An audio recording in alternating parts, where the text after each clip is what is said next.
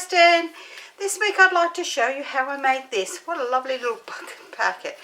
It holds one of these mini choker, whatever you want to call it, chocolate, choker, I don't know, whatever. And I thought it was a great idea, you know, for somebody that's not feeling well, or just a small gift to put on the table if you're having a birthday party or whatever, or for Easter. And I'm going to do mine as an Easter one this time. Just finishing up my Easter gifts, so I thought this was my very first one. I've actually changed the measurements a little bit on the DSP and the cover because I thought this was just a little bit too wide. Now there's no words on the front. It comes with a little Velcro thing there, and you just put your little bit of a whatever you're going to put inside here. So you can get quite a few out of a couple of pieces of cards. So I'm not putting any ribbon on it. I'm going to use some of these Diamantes. The stamp set I used was the bunny, the Easter bunny, which didn't bring up here with me, and also for my greeting on the inside, this Easter blessing, which I'm going to put on the inside of this one. Okay, so let me pop them out of the way, and I'll show you exactly what you need. And it's such a tiny bit. Look at that. That's it. So we've got a Velcro dot here. My dot is a 1/2 inch dot. You could use 1/4 inch ones if you can get hold of them. I seem to find that here in Australia they're either available or they're not. Now that's one of the other bunnies out of the set, and I had to hand cut him, so excuse my terrible hand cutting. I'm not very good at cutting by hand, and I didn't want to get my scan and cut out just for one little item. Okay, so this is what we need for the box. For the main part of the box, we need a piece of card that is 8 5/8 by 2 inches. And then for the other part of the box, we need a piece that is 2 1/2 by 3 3/4. Make sure it's 3 3/4. That doesn't quite look 3 3/4. Yes, it is. Okay. Then for the back of the box, which I didn't show you, I've actually put the designer paper on the back of the box because it actually covers the joins in it, so which is really good. You need a piece that measures 4 1/8 by 1 7/8 and 4 1/8 by 1 3/4. Then for the top part of the box here, you need a piece that measures 2 3/4 by 1 7/8 and 2 5/8 by 1 3/4. For the bottom part of the box here, this part just here, we need a piece that measures, and that looks like it's too small, but it's not, 2 3/8 by 1 7/8 and 2 1/4 by 1 3/4. Then I've done the squares here. I just thought that gave a bit of difference to the card. So we have a piece that is 1 1/2 by 1 1/2, 1 3/8 by 1 3/8, and then a DSP layer that measures 1 1/4 by 1 1/4. Then for our piece on the inside for writing on, we need a piece that is 2 3/4 by 1 7/8. Now that's everything. So what I'm going to do before I pop these together, make this box up, is I'm actually going to glue these together because I've got them all in line. So I'm going to glue them together to get them out of the way, and then they've got time to dry, because today's a little bit tiny bit cooler in here because I've got the air conditioning on, because it's going to be 39 degrees today here in Adelaide. Who would think that? Come on, this is getting ridiculous for this time of the year. Oops, get up there, that's it. Now I don't normally do such a small gap around the side of mine because I think that, for me, I find it hard to get them to look nice. But this one was one of them ones where I think it needs to be small. So I have actually done it smaller. And then I'm just going to pop these 3 pieces together. Don't know why I turned that one over, it's just the same on both sides. I guess out of habit, isn't it? Oh, come on, get on there straight. Can't even put you on there straight. Not bad, is it? Oh. Now, if you've got dies this size, you can actually use square dies or punches. So I'll leave that entirely up to you. And that's all of those bits stuck together. Let me pop the pin back in my glue, and we will bring in the scoreboard and we will score these 2 pieces of card. Okay, so we're going to score this piece, which is the 8 5/8 by 2 inches, on the long side at 1/2 inch, making sure that we have the correct size of our pin because we're doing cardboard. So 1/2 inch, 7/8 of an inch, 5 1/4 inches, and 5 5/8 of an inch. On our smaller piece, which is our 2 1/2 inches by 3 3/4 of an inch, we're going to do this on the long side, which is the 3 3/4 of an inch side, and we're going to score this at 1/2 inch, 7/8 of an inch, let's see, 2 7/8 of an inch, and 3 1/4 of an inch. And that is all the scoring we're going to do. So this, we have 2 pieces of card like this that we're going to now fold and burnish all the score lines. So we're going to fold and burnish all the score lines, and they're all the same way, they're all mountain folds.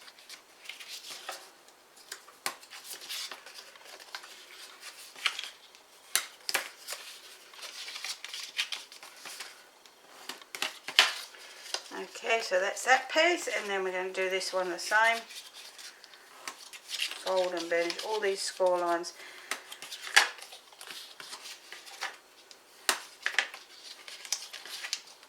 Alright, so what we're going to do is we're going to actually, with this end, with the 1/2 inch and then the 7/8 of an inch mark here, we're going to glue this piece between the 2 middle score lines. So we've got the 1/2 inch, 7/8 of an inch, and then the 2 7/8 inch. So between the 7/8 and the 2 7/8 inch, we're going to put glue along this section here of the small end, which is the end with the small 1/2 inch tab.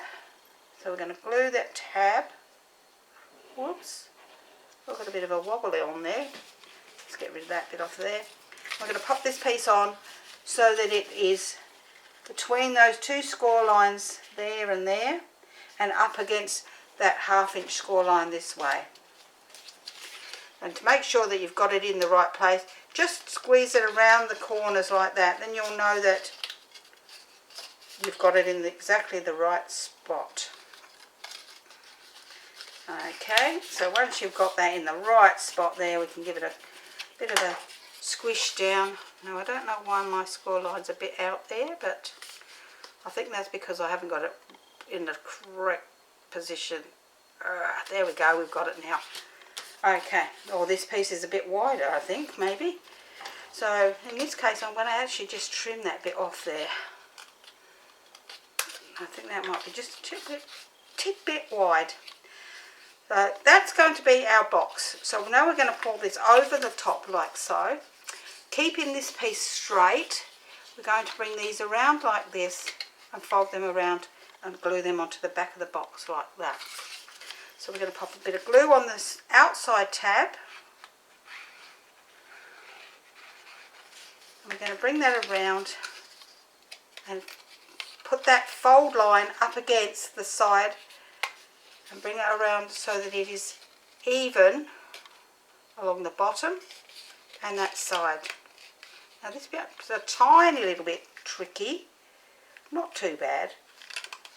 Once you're happy with where it is, prop it into place just gently and then turn it over and press down on the inside. so that you've got a nice square edge around there. And then we're going to do exactly the same on the other side. We're going to put a bit of glue on this one. I'm not going to pull that bit of glue off the end there, it's annoying me. Okay, I'm going to do exactly the same this side. We're going to bring that around so that the bottom lines up with the bottom along the side.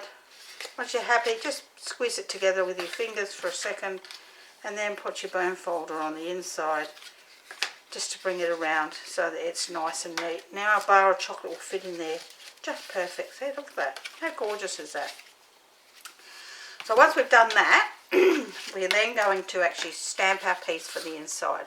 Now I'm going to stamp that in Gorgeous Grape,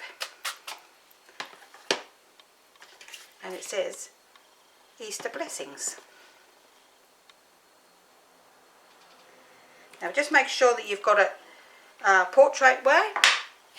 So if I was stamping the other one, I'll be stamping this stamp here, which I have already done, as you know, because he's sitting here waiting to go on the front of our card. And I would actually stamp him in Memento, and then I would use a little bit of some kind of pink for his ears and a bit of pinky brown for his bottoms of his feet, and then I would use the light and dark crumb cake for colouring him in general. So that's him done. Okay, so we're going to pop this piece on the inside of our card.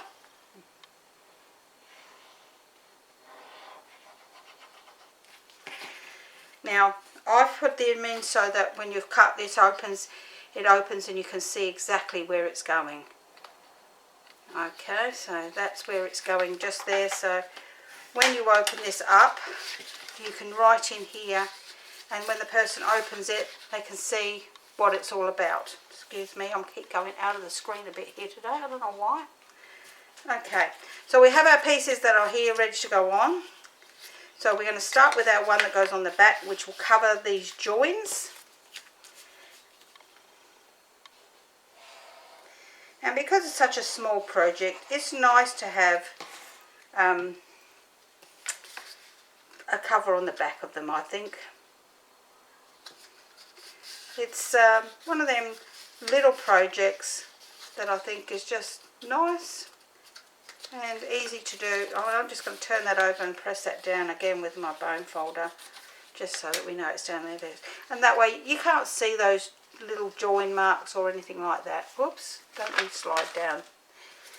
Okay, so we've got our piece that goes on the front here, and then the other one that goes down the bottom here. So we're going to pop this one on here.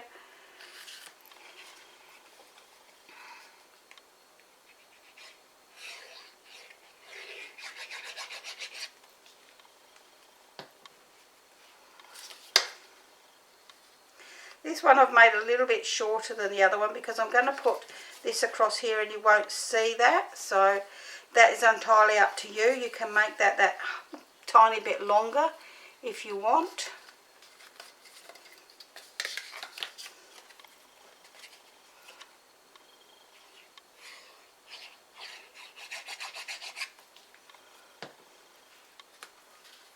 And the same with this one here. I've made this one a tiny bit shorter, not much, just because you're not going to see it. So I'm just going to give that a press down like that and a press down like that. Okay, so that's our box there. We're going to pop this piece on the front that comes down, and the corners here match up with the corners here. So we're only going to put glue on half of this on the diagonal. Get off me, fly. I've got a fly line landing on my leg and it's annoying me. I'm going to pop this onto here, like so. Just get rid of that little bit of glue there. Give him a press down nicely. So he's sitting on there like so. Mine is not very straight, I must admit. I don't know. Some days I can do it and other days it's like, you've got to be kidding me. Alright, so I'm going to pop my Velcro dot on the inside here, and then my other piece down here, like so. Oh, excuse me. I have the biggest frog in my throat today, and he's going to sit on here like so with a couple of dimensionals, sorry. I know I'll get into trouble.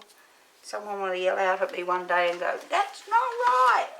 Say it properly. I'm sure of that. I'm going to put a couple of little ones on his ears to hold them down.